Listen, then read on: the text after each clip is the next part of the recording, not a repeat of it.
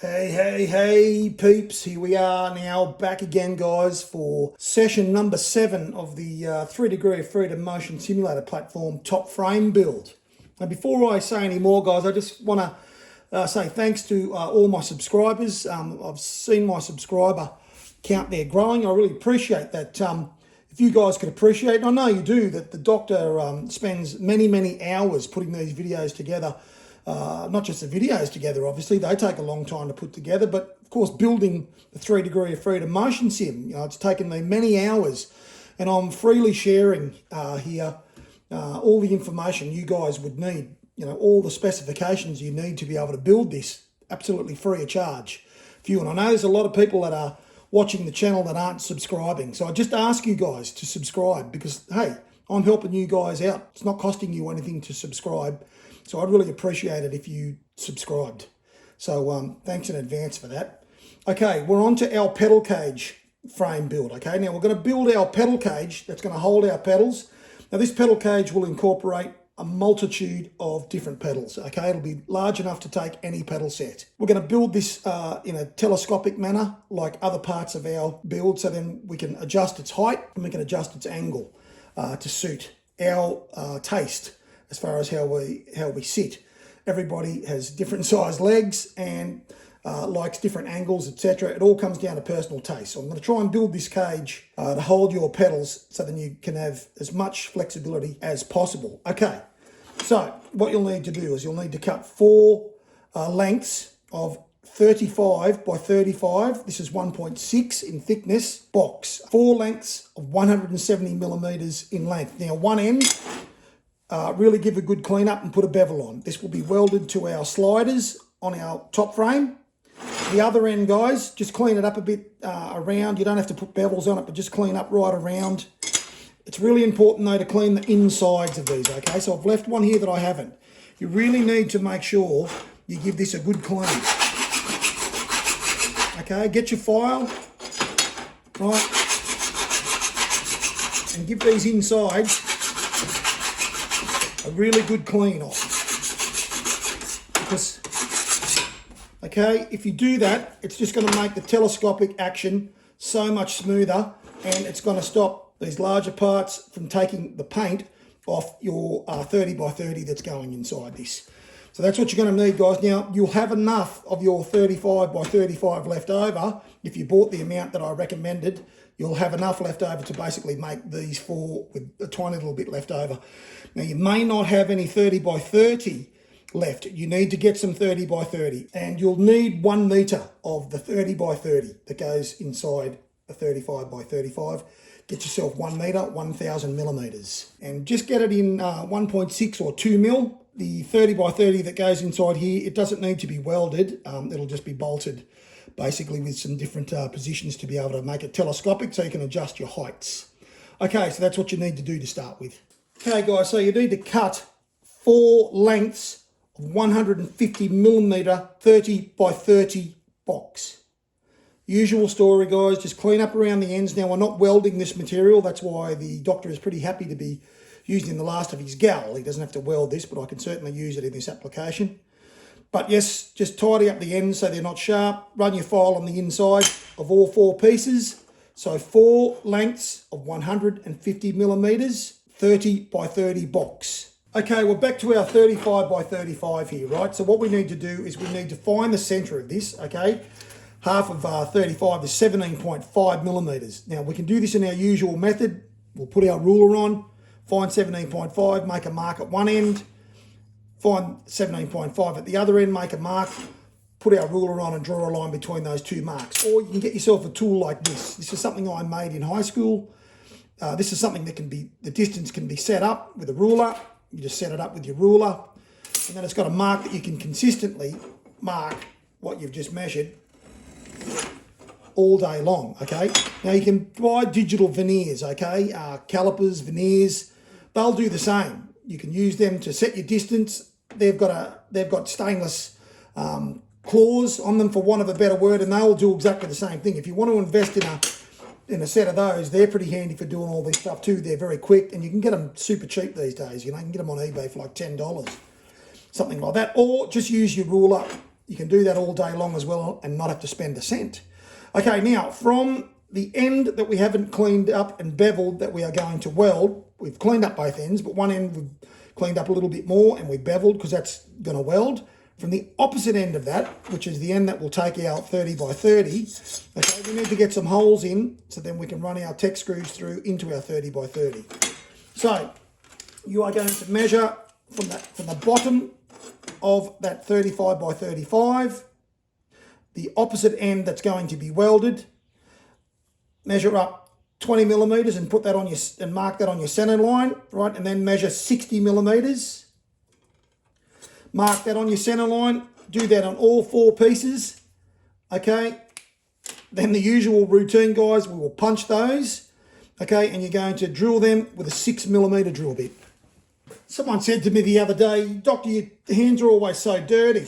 They're always so dirty, Doctor. Why are your hands so dirty? Well, I like dirty hands. You know, I have dirty hands all the time. I eat with dirty hands. How else do you think your body's going to build any immune system? Now, what you need to do, guys, after you've drilled these holes, the usual routine. No point in us cleaning up the ends here if we don't clean up where our drill bit has gone through. So grab your file again. Okay, where you've drilled it. Don't be afraid of a bit of elbow grease, peeps, all right?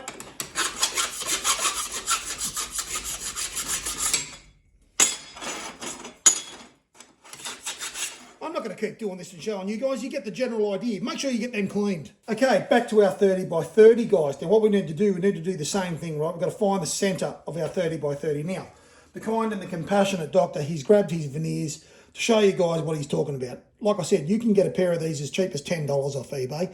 Now, I can't vouch for the quality of those, but I'm just telling you, that's what you could pay. These ones cost quite a bit more than that. Right, you can buy a set of these digital veneers, right? You can turn them on. You can measure, we know that half of 30 is going to be 15. You can measure out 15 millimeters here with your veneers. Okay, 14.99. Hey! Oh, it doesn't know what it wants to do. There we go. Rightio. Then all you do, right, these are stainless. Same sort of deal. Just put them on here, run them along, and they'll mark. Pretty hard to see on this. Pretty hard to see on that gal, but on this you'll be able to see it. Okay, now obviously that's not in the centre because this is 35, not 30. You get the idea. I'm just trying to help you out here. That will just make life a bit faster for you measuring some of this stuff we've been measuring. Anyway, back to the bloody story. We need to get the halfway mark of these guys, all right, because we're going to be drilling a hole right in the bottom. So what we need to do is, once we've got that centre mark on our 30 by 30, we're going to measure up 10 millimeters.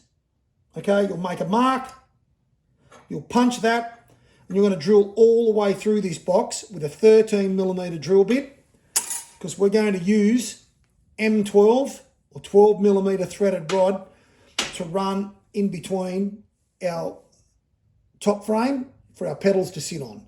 We'll do this at the back section and the front section. This will allow us easy angle adjustments for our comfort with our pedals to your taste. Okay, so all 4 30 by 30s need to be marked from one end 10 millimeters and punched and drilled with a 13 millimeter drill bit. Yeah, so the doctor felt a bit left out because you watch all these YouTube channels, you see these guys using their drill presses and stuff, looking real professional. And I thought, well, I've got a drill press, so I should be doing the same. Even though these peeps that are building this are probably doing this with a hand drill, poor suckers. To keep up with the Joneses, I'm going to show some footage of me using my drill press. Okay, now guys, remember, a pilot hole always makes your life a little bit easier. 6 mil pilot hole before your 13 mil main affair. Let the drill bit do the cutting.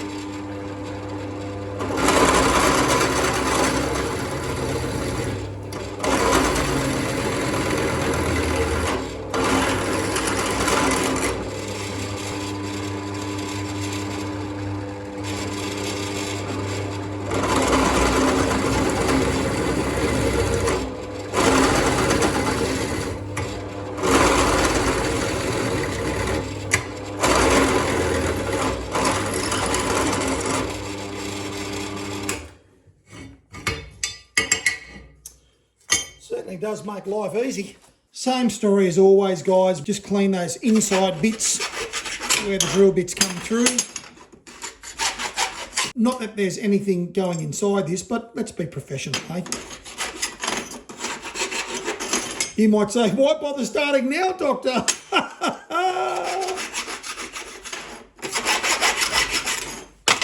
That is it. This is a bit of a no-brainer, guys, but maybe you know this, maybe you don't. But after you've cut threaded rod, it's a very good idea just to bevel the end of it, okay, to get your thread back on. When you cut rod with an angle grinder, it leaves it very harsh, and sometimes it can be quite hard to get the nut on it. So if you run your angle grinder on the bench upside down, like your little mini bench grinder, and just twist that around, bevel off the end, it'll be much easier to get a nut started on this. Okay, let's set this up then to weld this now onto our top frame. Okay, peeps, we need to measure the width of our frame so we know how long we need to cut our M12 threaded rod. If you've been following the build, your dimensions should be very similar to the doctor's. Let's hope they're not too far removed.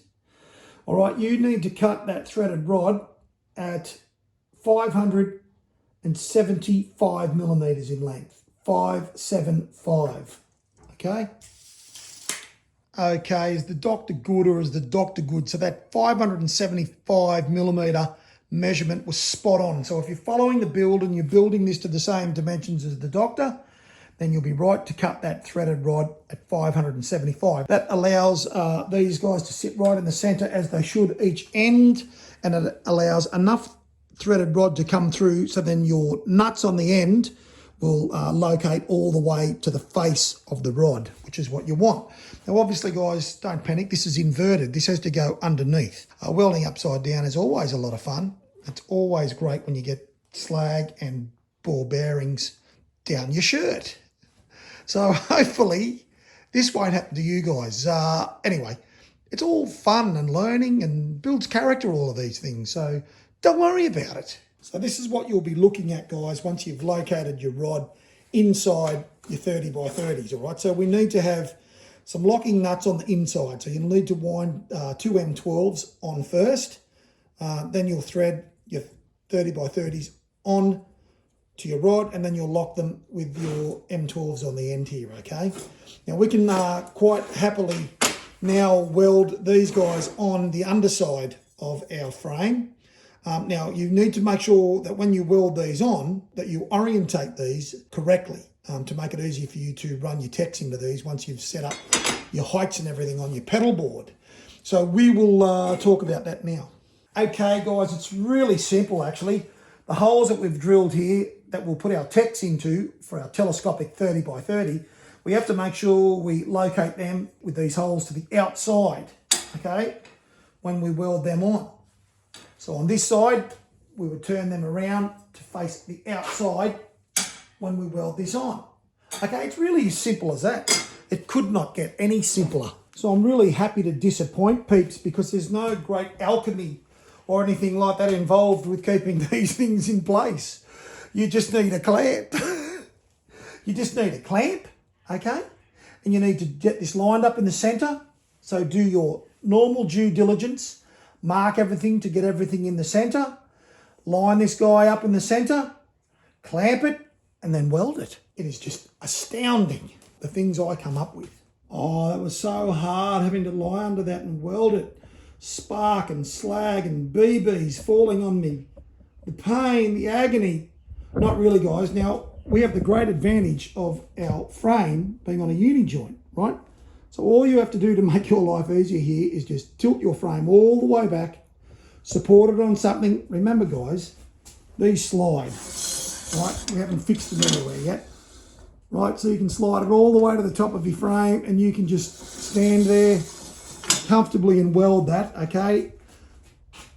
Get your slide over, slide it all the way to the top, put a clamp behind it so I can't slide back down, okay? Then you can fix your piece on, get it clamped in the center and weld it, standing up. Guys, I know we love the smoke, we love the flame, and we love the dance. But in this case, I'm going to leave the dancing to someone else. So hopefully, peeps, that wasn't too stressful an experience for you guys. Pretty straightforward, really. Just got to take it slow, get your pieces lined up in the center of your horizontal slides. Same stuff we always do, okay? So what I'm going to do now is I'm going to set my little telescopic pieces with the M12 rod coming across just to see what it looks like. I won't be able to set and forget this now because I'm basically waiting for these Fanatec V3 pedals to turn up because they're going to dictate how I need to design the rest of this for them to work. I don't know what sort of mounting points they have on them. I'm going to have to see what all that sort of gear is to work out whether I actually need to run any plate on to our threaded rod or whether I can somehow connect those pedals within their own frame just to that rod. I'm hoping that might be the case, or I might be able to just make a lighter edition of a plate that the V3 pedals sit on. Anyway, the long and the short is they're going to dictate how really the build finishes as far as the pedal cage goes. So whether you guys already have your pedals or not, you will be able to sort of work that out. If you're going to get V3 pedals or you have some V3 pedals already, well, you'll be able to see how I connect mine up and just do that. Do what I do if it works out for you and you're happy with that. We'll just see how things turn out. But for now, I'll get these 30 by 30s in. I'll get the rod going across to the other side. We can at least have a look and see what that all looks like. So you get the general idea here, guys, okay? Obviously, I haven't got these tacked into the 30 by 30 yet. I'm not going to do that until I know distances, etc. that these need to be with the new V3 pedals. I've only got one tech in our telescopic piece here at the moment. This will end up dropping down a little bit, I'd say, to get the pedals on an angle. Depends on the plate the V3s come on. I think they come sort of on an angle already. So until I can get them on, set them on, sit in the seat, get my feet on them, see how it's all sort of feeling for me, I'll have to do all of that before I lock anything in, obviously. And this is what you'll be doing when you need to set yours up. Now, this back part here, I've got an idea. That's why it's not a complete piece of rod, but we'll see how that transitions, how that comes to fruition when the pedals turn up, if that idea I have is going to work.